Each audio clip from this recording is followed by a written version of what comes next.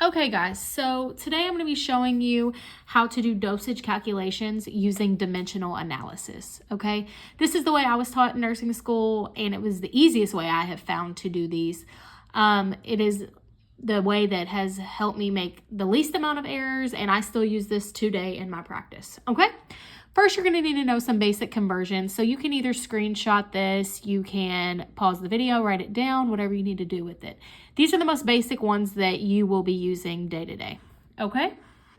So now let's start. We're going to do a couple word problems. Okay?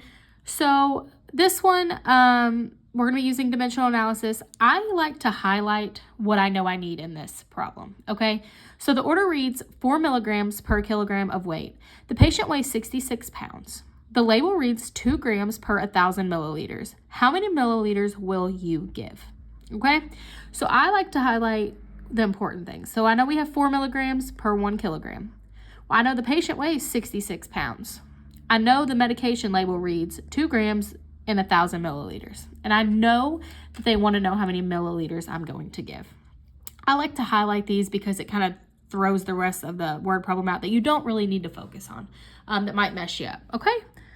So let's do it. We know that we need milliliters. I like to write down what I know I need. This is what we're trying to put a number in front of, is the milliliters, okay? So we know that we have 1,000 milliliters per 2 grams.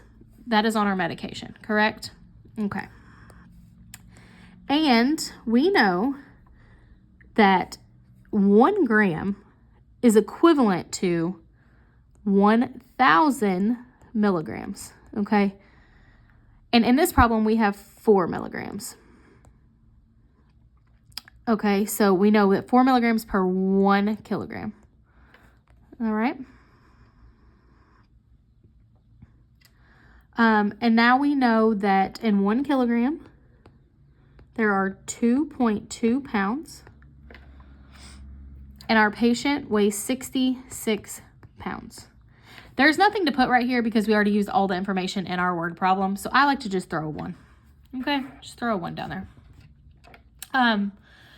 So now you're just going to cross multiply across the top.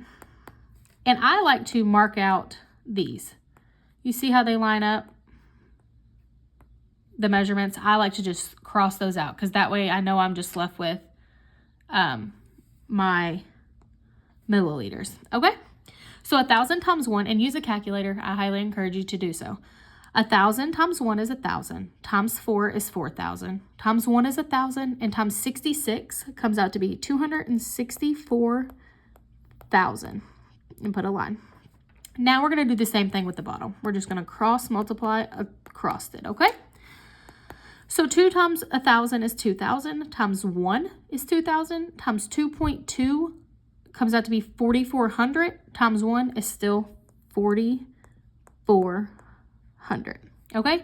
Now all we're going to do is divide. We're going to divide 264,000 by 4,400, and that comes out to be 60 milliliters.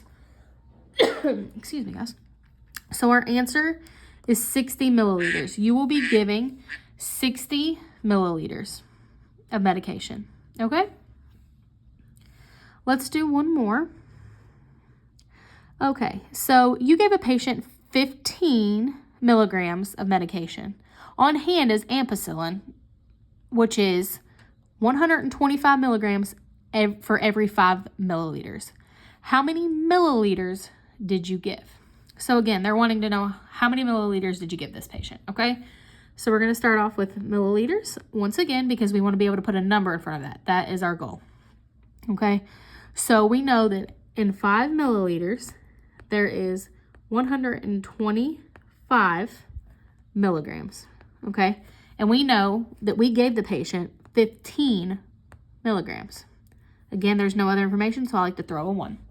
Now we just multiply across the top first. Like I said, you can cross these out. So 5 times 15 is 75, a line. And then we're going to divide that by 125 because 125 times 1 is 125. So 75 divided by 125 comes out to be 0.6. So you gave your patient 0.6 mLs of the ampicillin medication. Okay. If you guys would like to see more of these, you just let me know and I can do more and walk you through them. There's also different problems, and like I said, there's different ways to do all of these problems. I just found out this is the way that helps me make the least amount of errors. And like I said, the chart that was shown previously in the video, I highly, highly, highly recommend you screenshot it, write it down. That will be your best friend all through nursing school.